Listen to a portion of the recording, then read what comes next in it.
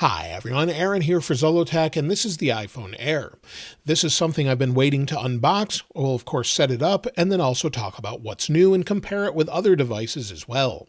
Now this comes in at $999, goes up to $1,399, and we have a 256 gig storage option as the base option, and then a 512 and 1 terabyte option as well. We have 4 different colors: sky blue, light gold, cloud white, and space black. There's no black color or space gray on the iPhone 17 Pro models, so I thought we'd check it out on the Air. Now this model in particular is the iPhone Air with 512 gigs of storage. So you can see that here. So let's go ahead and open it up. So we'll pull off the little pull tabs here. One at the top. We'll flip it back over and let's take off the top. Now, even though I went and picked some of these up at the iPhone or the Apple store, I actually did not see one of these. I haven't held one. This is my first impressions as well. So here's the iPhone Air. So this pulls up like this, and it's certainly thin. So we'll take a closer look at that in a moment. Let's see what comes in the package here. So we've got our USB-C to USB-C cable and then some paperwork. Now, if it's anything like the 17 Pro, we'll basically just have a little note about an eSIM and then basically telling us to look at the online guide if we want more information. So let's set that aside. We'll put the cable back, close the box up, and take a closer look. So here's the iPhone Air. Let's go ahead and peel the cover off. And you can see the overall size. It's super thin and lightweight. We have a polished titanium frame, and I think it looks great. We have Ceramic Shield 2 on the front. It's 3 times better at scratch resistance, and also Ceramic Shield on the back as well. Apple says this is their most durable iPhone this year. If we take a look around the outside, we have our power sleep wake button. We have our camera control. There is no SIM card tray. It's only eSIM. On the bottom, we have USB-C, but this is USB 2 only. We have a couple microphones here, and then on this side we have our volume buttons. You can see how thin this is, and then our action button. On the top, it looks like we don't really have anything there, and then on the camera plateau that we have here, we have one camera, a flash, and a microphone. So that's pretty much all we have on this device, and the overall weight comes in at 5.82 ounces or 165 grams, and it's 0.22 inches or 5.64 millimeters. I thought we'd compare it with something that we have here, the iPhone 6 Plus. So this gives you an idea of overall thickness. If you ever used one of these, it's incredibly thin. It's not that much thinner with the camera bump. It's actually thicker than the iPhone 6 Plus. So you can see side by side, this way, it's really not that much thinner, but it does feel a little bit more premium, maybe due to titanium, and I think it's the right size compared to the 6 Plus. To compare it with the 17 Pro Max that I have right here, we'll take a look side by side. This gives you an idea of overall thinness. There is no millimeter wave antenna like there is on the 17 Pro Max, but it's almost half the thickness of the 17 Pro Max. So you can see that, not too much shorter. And then as far as the displays, of course, they're going to be fairly similar in size, and we'll take a closer look at that in just a moment. Also with the S25 Edge, this is something I've been using for a while. Again, side by side, you can see here, they're very close in size. I've really enjoyed using the S25 Edge, and I do like the squared off edges. I'm not sure which one I like more now at this point, but this gives you an idea of size, side by side. Very similar, but not exactly the same. The S25 Edge is slightly larger in most dimensions. Now we'll go ahead and boot it up, and then we'll get it set up in a moment here. So we'll boot it up like that. And of course, if you want to protect this, there's a couple different options. We have Apple's options here. So we have the Apple case here that's clear. It's super thin, but might be a little bit fragile. It creaked when I was putting it on there, and this definitely would protect it if you want to use that. So this gives you an idea, although I don't really care for the texture of this when it's on the phone itself. Let me go ahead and remove this. And they also offer a bumper style case. So we'll take a look at that. So here's a bumper I unboxed in a separate video. You'll see this is the black one to match the phone. So let's go ahead and put this on here. It's fairly expensive for this little piece of plastic, but let's see what it looks like. So we'll place this on the phone itself, and we really haven't had bumpers since the iPhone 4 days. And that feels a little bit more premium, I think. While it's still plastic, it makes it still feel a little bit more premium. You can feel the back of it. Of course, that still leaves it exposed to the elements. Now let's see if we can remove this. That wasn't too bad. Now, if you want something more unique than Apple's cases, that's where today's sponsor comes in, dbrand. This is dbrand's tank case. It offers rugged protection, but with a tactical and unique look, and features super strong magnets on the back for charging. It still makes the phone feel thin thanks to these raised ridges on the edge, and will keep the phone safe and looking unique. dbrand's Ghost case is a little bit unique as well. The Ghost case gives you a featherweight case to keep your iPhone air. It's super scratch resistant and won't yellow over time. And to protect the screen, of course, we have dbrand's Prism screen protectors that are super easy to align and apply. It leaves you with no bubbles or dust, and it also comes with 2 screen protectors in the box. And these are the AirPods Pro 3 grip case from dbrand as well if you want to protect those. If you want to get 42% off, you can do that by bundling the Prism screen protectors along with a Tank Ghost or grip case, and be sure to check out the link in the description below and use code Zollotech. Now let's go ahead and get this set up. To get it set up, we'll swipe up, select our language here, select my country, and then of course adjust the appearance. We'll just tap continue. I'll get it set up by using my iPhone 17 Pro Max on the side here. We'll align it here. There we go, and we should be able to transfer everything. Now I'm not sure which phone I'm going to use as my main phone, but first we have to select who we're setting it up for. And then we put in the passcode of the phone. Now, of course, just like every other one, we have an update. We'll update later, and then we can tap continue for data and privacy. Then we'll set up Face ID. We'll get started. Put my face here, line it up. There we go, that's set up. And now we can use it with a mask or without, or set it up later. And now it says Face ID setup. We'll tap continue, and it says transfer data from iPhone 16 Pro Max Black. If you're moving from iPhone 16 Pro Max, you can transfer all the settings. We'll tap continue or keep it nearby. So we'll go to other options. We're going to set this one up as new just so we can take a look at it. We'll tap agree to the terms and conditions. Now it says make this your new iPhone. We can customize or just tap continue. So we'll go ahead and customize. And then we'll set up from don't transfer anything. So I want to set it up as new, like I mentioned, and see how it is stock. So again, we'll wait for it to continue here. You'll see it's loading in the upper right. Now we can customize if we're adding our wallet or anything else. We'll tap customize. And we'll set up downloads to be, well, continue automatically. We'll turn on location services for things like maps. I skipped setting up the eSIM as I do want to test the iPhone 17 Pro first. You'll see it says enjoy your new phone, so I'll tap done. We'll move the 17 Pro Max aside, and we'll set up cards later with Apple Pay. Now we can turn on screen time. We'll set that up later as well. And then iPhone Analytics. You can choose to share those or don't. I typically don't. And now we can set up Apple Intelligence. So we can choose notifications to summarize. I like to have everything summarized. And then also priority notifications, which is one of the things I like from Apple Intelligence quite a bit. Now we can customize camera control here. So we'll just tap continue. It's telling us how we can use visual intelligence. And we can customize the action button right now or do it later. We'll tap not now. Then we can set up Siri. We'll tap set up later. And then it's telling us about emergency SOS. We'll tap continue as we do have all of the same features as the 17 Pro Max with that anyway. And now we'll tap get started to go to the home screen. So it's presented with this very busy home screen. I'm on the second page as well, which is a bit odd, but you can see this is all of Apple's apps. It's the default setup, and it seems nice and fluid and fast. So now one thing we should talk about is the display, because Apple has not compromised on the display this time around. So if we go back here, we do have a 120 hertz display. It's 6.5 inches, 2736 by 1260 at 460 pixels per inch. It can go up to 3000 nits and also has that anti-reflective display, just like the 17 Pro Max this year. So they're really not compromising on any of their displays anymore. You'll see they're basically the same side by side as far as reducing glare. Again, not as good as some of the Samsung things such as the S25 Ultra, but if we swipe up here, you'll see the display. And one of the best things for me that I've mentioned before is we now have PWM where we can turn that off. So if we go into settings, we go to accessibility, go down to display and text size. Let me scroll down and turn off auto brightness for now. just for the video. And if we look right here, it says display pulse smoothing. It's already turned on, so it's actually disabled PWM.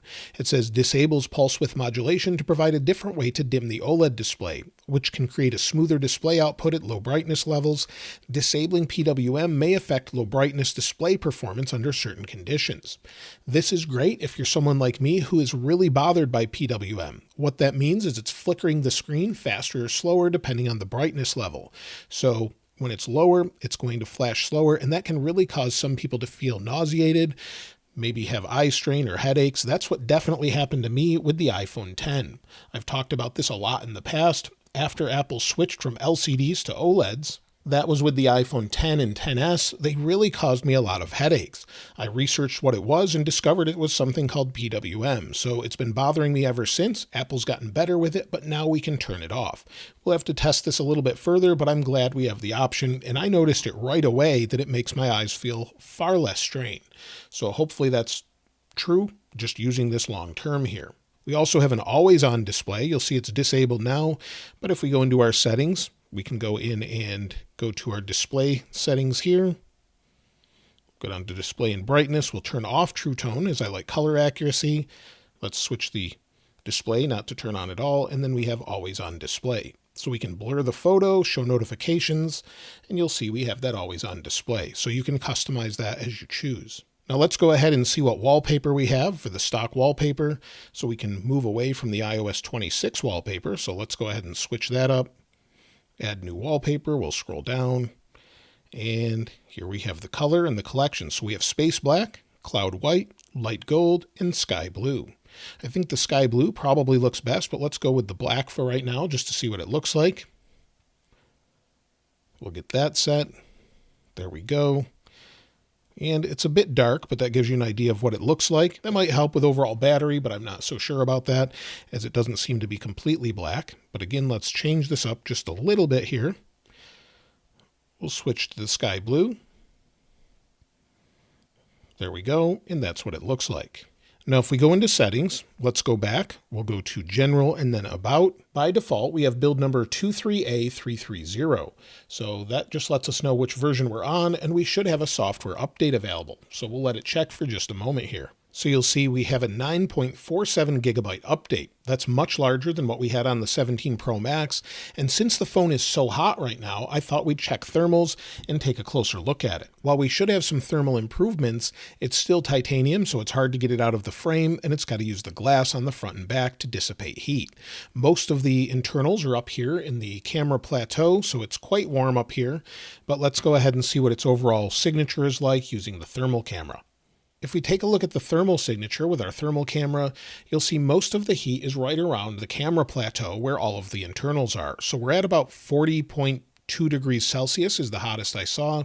It might be climbing ever so slightly, but you'll see the overall look to it where it's sort of dissipating that heat at the top. So that gives you an idea of how that works. Quite warm, but not really any warmer than what we had with the A19 Pro on the 17 Pro Max. And we do have an A19 Pro with 12 gigs of RAM. We'll check that in just a moment. Now with this phone, we only get one camera on the back. It's a 48 megapixel fusion camera with a 2x optical zoom with sensor crop, records up to 4K 60, not 4K 120, does feature dual capture, has action mode, but no macro, no spatial photos, and no Pro RAW. If we go into the settings here, we'll go back. We can update a little bit later, but if we go into the settings and then we go down into our camera settings, you'll see under camera control, of course, we can adjust all that, but we have up to 4K 60. Let's turn off HDR for now. And then if we go down here under indicators, we can adjust things such as the flash. You'll see that we have action mode and dual capture. So if you want to utilize those, make sure those are enabled. And if we go into the camera for the first time, you'll see it says new camera design. We know all of that. We can set this up later, but you'll see here's the camera. Now let's go ahead and take a couple photos to see what they look like. So if we bring in the 17 Pro Max, here's one photo. Then we'll zoom in at 2x, there's 2, and then you can digitally zoom as well up to 10x, but of course it's not going to be as clear. However, we do have video, like I mentioned before, with all of the different modes, action mode and more, but the most impressive thing is the new forward-facing camera. That's because they've used the same exact sensor that we have with the 17 Pro Max. It's an 18 megapixel center stage camera, square sensor, and has center stage for photos and video calls, and then also dual capture with this button here. So now we can see ourselves, so maybe we want to comment on something, we have dual capture, or we can spin this around and just rotate it to maybe landscape. Tap the button again, and we're back to portrait. Now, we don't have all the studio mics that the 17 Pro Max does, but let's go ahead and try this out. And this is the forward-facing camera of the new iPhone Air. Hopefully the microphone is quite good. We'll have to listen to that after, of course, but it gives you an idea of what it can do. Overall, I think the 17 Pro Max front camera looks great, so let me know what you think about it in the comments below. So we'll stop that. It's great to have those options. The same is true with selfies. And I tested this out briefly with the 17 Pro Max with my daughter, brought her in the frame, and it automatically sort of widened out so you could see both of us. So that's great to have it. However, because this isn't a Pro Max or anything like that, we don't have cinematic mode or ProRes video or any of those things. But we do have those new cameras for the front. Now, of course, battery is going to be a major concern with this. It's only 3,149 milliamp hours. However, Apple says that's good for 27 hours of video playback, so similar to the 16 Pro, and up to 40 hours with the MagSafe battery pack. So if you're using this on the back, now it's a little bit thinner, sort of defeats the purpose, but then we can get up to 40 hours utilizing this. Now, I also have another battery pack nearby, so maybe you have an iPhone Air and you happen to have an old MagSafe battery pack.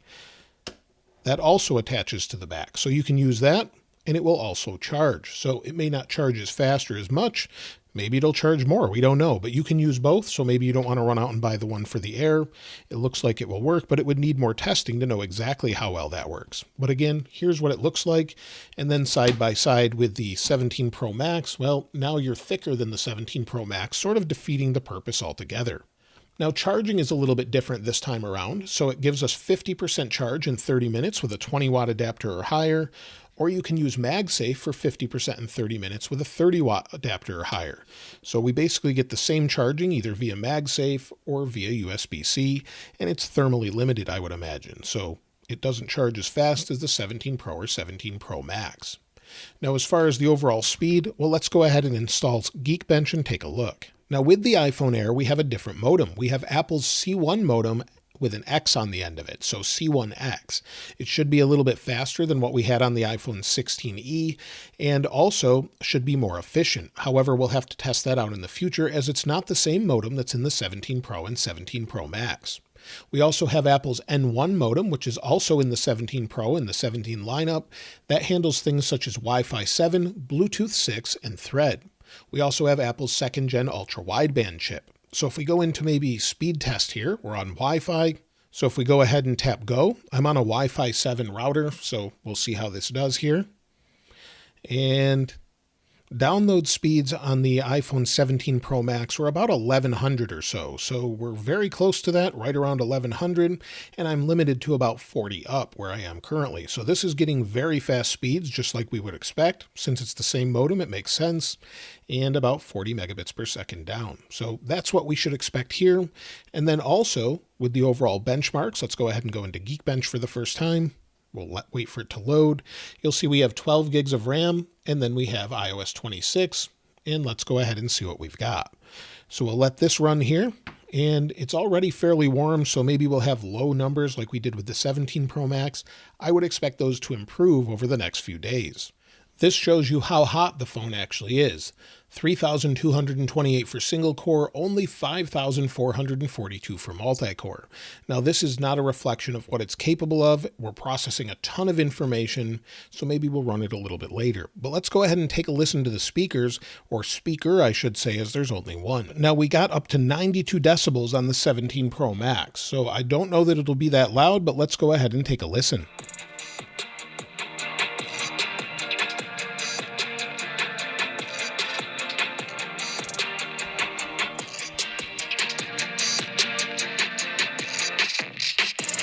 So basically we saw the same performance that we have with the iPhone 16 Pro Max. However, the bass isn't as pronounced. It sounds pretty good, much better than I would have expected, but of course no stereo sound, and it's not going to sound maybe as full as having two speakers and a larger one at the bottom potentially. So that's maybe a downside of it.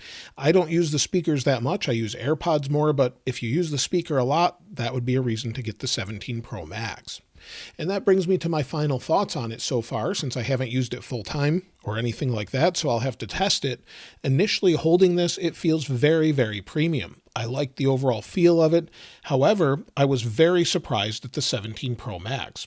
Now, it is a little bit larger than I would like. Maybe I'll go with the 16 or the 17 Pro rather. But the feel of this is much more comfortable because it's rounded off. While this is rounded, it has more of a feel similar to the 16 Pro Max since it's got a titanium frame. So the overall feel of the new 17 Pro series is really, really nice, much better than I would have expected. So it's going to be hard to recommend the 17 or the iPhone Air just because it's super impressive, super thin, but it's not something that really gets you a lot of different things as far as the features. Now, if you don't care about any of those and the battery isn't that big of a deal, well, then I definitely could recommend it. So I'm still debating which one I'm going to use, whether I'm going to use the iPhone Air, the 17 Pro Max, or something else. But let me know what you think about it in the comments below. I'll link this wallpaper in the description like I normally do. And if you haven't subscribed already, please subscribe. And if you enjoyed the video, please give it a like. As always, thanks for watching. This is Aaron. I'll see you next time.